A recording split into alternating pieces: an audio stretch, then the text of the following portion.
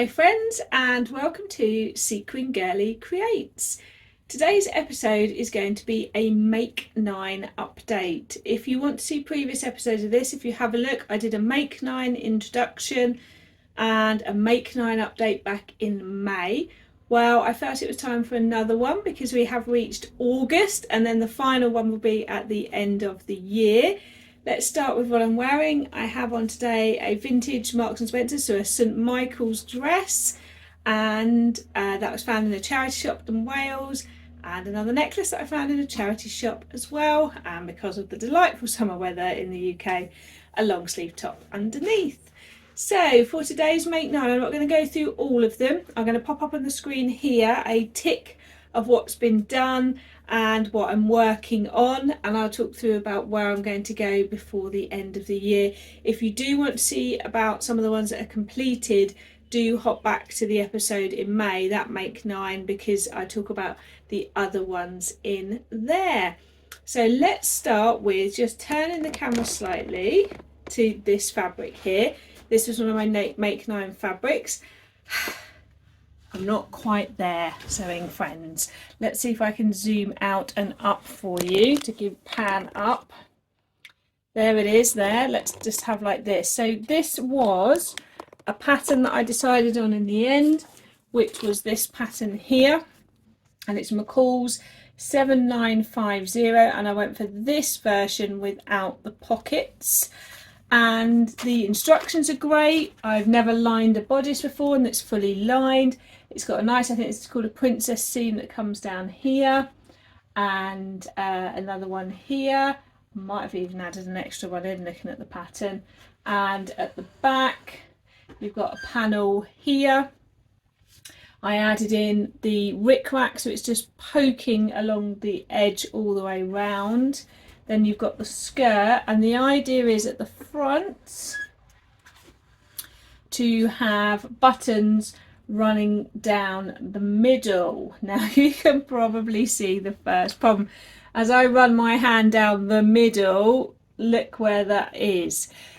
So I read all the measurements and I graded out at the waist, but even so, when this is on me, and I'll pop a picture in over the top here of me wearing this, I have to overlap massively at the top for it to sit right. And I'm gutted about that because I love it in lots of ways. And I'll pop a picture in now with a cardigan over the top where it looks great. It doesn't look so good without the cardigan, so I am a bit sad about that. I took it to Sewing Social recently and they've recommended me taking the strap up and actually moving the strap in a bit because they felt it was sat too far out for me.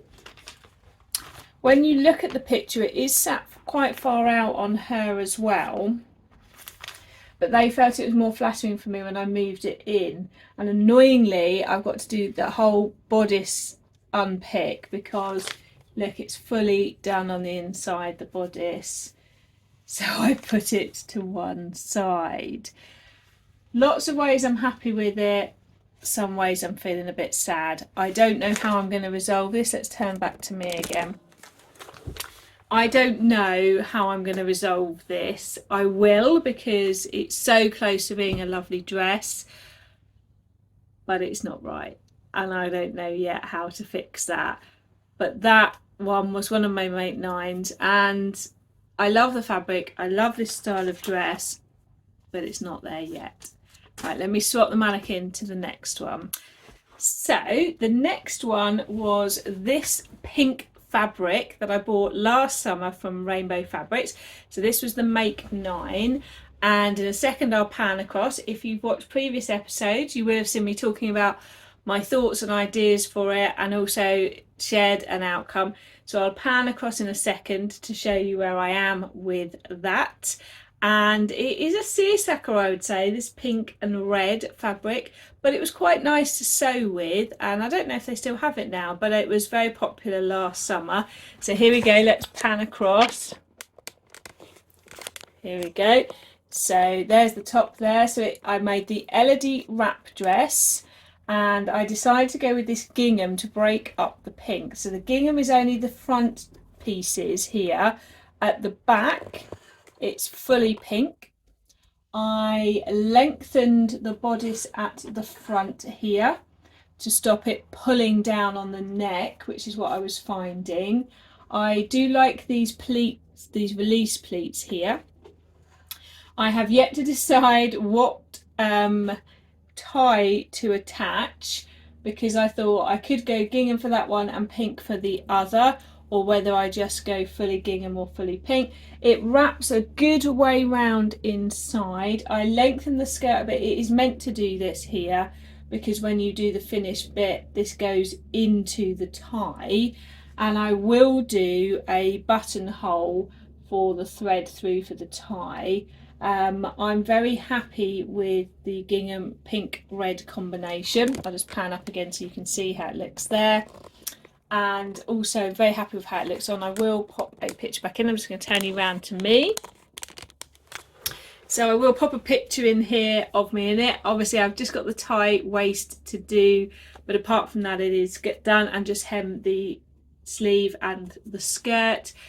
But I liked the Elodie Wrap just so much that that's what inspired me to make it in this. I knew I'd wanted to do gingham and pink quite early on together, but what to do it with was the challenge. And once I made the Elodie Wrap dress once, I realised that was a perfect one to do this with. If you want a review of the Elodie Wrap dress, I've done that in a previous episode, but it was nice to sew it the second time because it made a lot more sense, some of the tricky steps.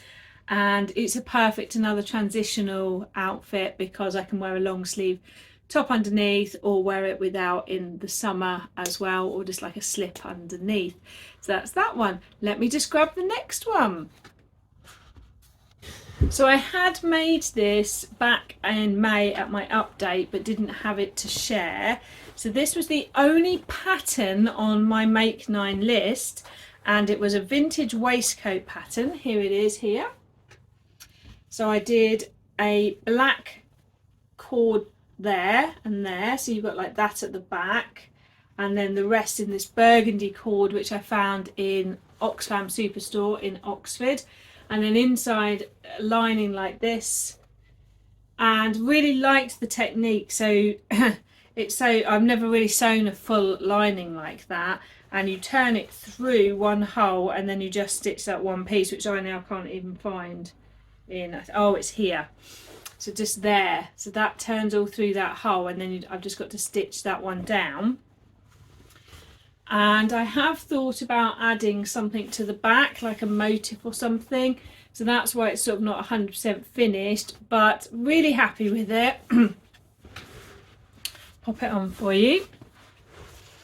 It's exactly what you kind of want. I think in the future I might make it with slightly slimmer shoulders.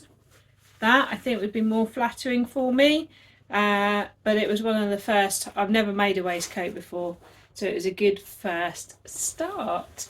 Right, let's grab the next one. And then I had this fabric. This is another charity shop find. I found it in an Oxfam near where I live, and it's made by Fired Earth, who I didn't know made fabric. I know they make paints and things for the house, but it was in Scotland, and it is wool, so it's something that I wouldn't be able to wear next to my skin. So the first thing I've made is a little jacket, just a quite simple little jacket. It's not going to look right with this dress, but I'll pop it on for you. A little jacket like this, almost like a Chanel type jacket, feeling very 80s power dressing here. And so that would be like that. It is a little tight on the arms, so I need to work that out because it's not actually the arms, I think it's the back, but it was the first go at that, and I've got plenty of this. So my vision is to make a pleated skirt in the style of the vintage sort of M&S type kilt. I cannot find a suitable pattern, so I have planned that I am going to wing it. So I hope your thoughts are with me as I make that, because I've looked at it. I've looked at several of those skirts that I own myself, and the pleating and the plain bit, and I've measured the fabric to check I have enough, and the length I need it to be, so it's almost time to sew that. So then I'll hopefully have like a full little outfit that I can wear. Might have to get how I resolve the slight tightness around the top of the arms there. So that is my Make 9 update. It's not huge because I am doing really well, as you can see for the grid bit. So you may notice there's one thing that I'm either not in progress with or have not completed. It's this. I asked in a previous episode for ideas for this glorious fabric. I had a couple, but you're still welcome to make suggestions for me. It is a seersucker, and I know I want to play sort of with the direction. The idea I've had, I'll pop it in here, is a dress style that a couple of years ago I loved, but it was very expensive, so I didn't buy it. And so I think I might use the patina dress like this, without the collar on, or with the collar on, not decided. And then possibly, I think it's called a tulip sleeve, because I thought that would play nicely with the overlap of the direction. And then a straighter skirt than the other patina blouse hacks that I've done, so a bit straighter, probably more like the Seasons of East skirt. I might use that pattern at the bottom.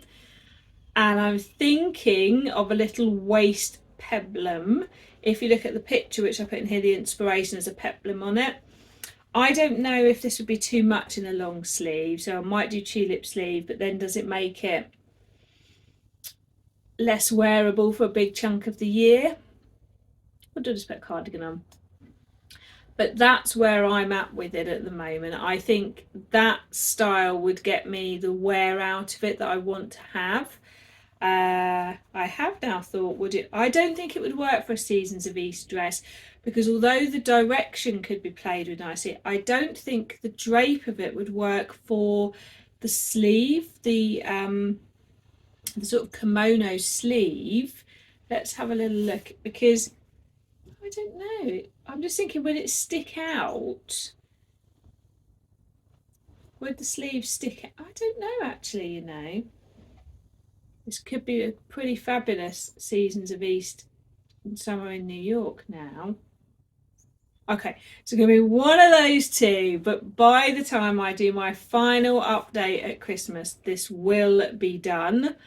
And see, now I just want to go and cut, and I haven't got time now, but now I just want to go and cut this out, because when I hold it up now, I just remember why I bought this.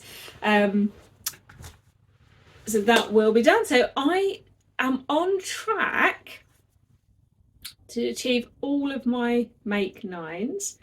Whether I'll wear them all based on the one I showed you today, the blue one, and my disappointment with that, I don't know if I'll wear it, but I will have it. And that's something I've got to wrestle with myself, because I don't want to sew for sewing's sake, but I don't know if I have to accept that certain styles don't suit me. I don't know. It's something to keep working out, isn't it? I don't know about most of you, but I didn't have the full answer when I bought ready to wear clothes, so I'm not upset with myself that I don't have the full answer now I'm sewing, because our bodies are always changing and our tastes are constantly evolving, and the dichotomy between what I want to wear versus what I think looks good on me, and not over agonizing about that and just wearing things because they bring joy. It's like that, isn't it? So I will work that through, and I will keep you on that journey with me. If you would like to share your thoughts and suggestions around resolving any of these issues, I'd love to hear them. If you don't already follow me on Instagram, I am Sequin Girly over there, where you can see live pictures and updates as I go along. And if you feel that you could support me, I have set up a Ko-fi account, and I've set myself a goal of being able to get a light so that I can record in the winter when it's going to be a bit trickier. You possibly have even noticed today that it's a bit darker, the filming, because it's very grey outside today, and the teeny tiny light I have is not going to work when I get to the winter. So if you felt, even if it was a couple of pounds, you could support me, I would be grateful. But at the same time, I fully understand that that's not for everybody, and I don't expect you to, but I will put the link in. The thing that I love more than anything is your comments. So please do keep commenting. I get very excited to be able to engage with others with your comments. If you'd like a digital product, I have now made some. So there are some sewing year planners, some sewing storage labels. They're in my Ko-fi shop too, and I'm going to keep designing and making things for that as well. But friends, I just love interacting with you, and very soon I'll be able to share with you how my first sewing social went, which is fully booked, and I'll be talking about more dates that I have coming up. If you would like to come to my sewing social, I have a separate Instagram account called Southern Social where you can see that too. But lovely to have you in whatever way you can be part of this. Have a great rest of the week. Bye.